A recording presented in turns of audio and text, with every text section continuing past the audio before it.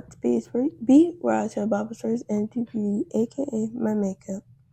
Today we're going to be doing Joseph's family reunion, and we're going to be in Genesis 42 through 46. Okay, so Jacob heard that there was grain being sold in Egypt, so he sent his 10 oldest sons to go get some. He then sent his youngest, Benjamin, because he was afraid of losing him. So they went to go buy it, and lo and behold, who was selling the grain? Joseph. But they didn't know that, but he knew that his brothers were there to buy some. And he wanted to see if they had changed at all since they sold him. So he asked them, like, where are they from? And when they answered, he said that they were spies. And they were like, no, of course not. We would never do something like that. We live with an honest father. We are all sons of one father. And he's like, prove it to me.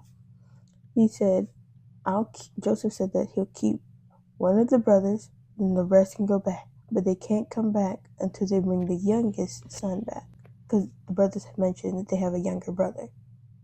So they went back, they bought their grain, and they told Jacob what had happened. And they were telling him, we need to bring Benjamin with us so we can get Simon back. And Jacob was not having none of it. He was like, we already lost Simon, and we lost Joseph. I can't lose Benjamin too, or I would die of grief. And when they opened up the sacks to see, to get the grain out, they saw that their money was put back in the bag. And after a while, all the grain got gone. So Jacob tried to send his sons to go get some more. But Judah was like, remember, we can't go back unless we have Benjamin. And I promise you, personally, I will make sure that he is safe and all of this. And so Jacob finally obliged. So they went ahead and went back. And when they were on their way back, they also brought double the money so they could return what was in their sacks for the first time and to pay for the food the second time. And so they went, and Joseph saw them, and he told one of his assistants, people under him, he was like, his servant, go take him to my house so we can have a noon meal together. And so the servant did just that, and the brothers went to his house, and they had a nice little noon meal. And the brothers even pulled one of his servants aside to pay back the food for the grain the previous time they came, and then pay for some more. But the servant told them that they didn't know anything. So they were like, oh, okay. But that night, Joseph told one of his servants to put his silver cup in the youngest brother's bag and then call out to them the next day about someone stealing it.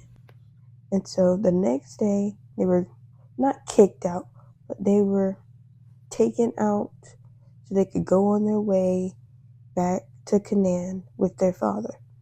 And so when they were on their way, one of the servants were like, hey, stop. One of y'all stole a silver cup of Joseph's. And all of them were like, no, we didn't. We didn't do that.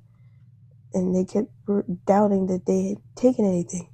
And they were like, whoever stole the cup, they shall die. And then the rest of us will become your slaves. And so when they checked all of their bags, in Benjamin's bag, there was Joseph's silver cup. So the brothers go back to Joseph's house, and Judah, being the main one speaking for the brothers, he's like, how could you do this to us? We're innocent. How can we prove our innocence to you? Now we have to become slaves to you. And Joseph was like, no, only the guilty, Benjamin, has to be a slave for me. And Judah was like, I promised my dad that I would make sure he was safe. Let me be the slave instead of him. I can't bear to see him grieve over losing another one of his sons. And when Joseph heard that, he was just shocked, distraught.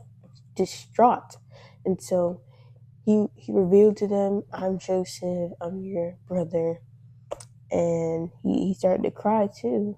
And the brothers were just shocked because it's like, dang, we kind of thought you were dead, long gone. And so Joseph was like, God sent me here to have a better life for us, to save our lives from the famine. And so he was like, bring everybody back here. Everybody. The whole family. It was like 66 of them. He said, bring them all back here so that I can provide a better life for all of us. And so when Pharaoh heard about Joseph's family, he was like, oh, the best will be for them. Every great, amazing thing that we got, give it to them. And so when the brothers went back to go get their families and stuff, and they told their father that Joseph was alive, it was like Jacob almost did a whole backflip in there because he was so happy his spirit was revived. He was just so joyful to hear that his son is alive.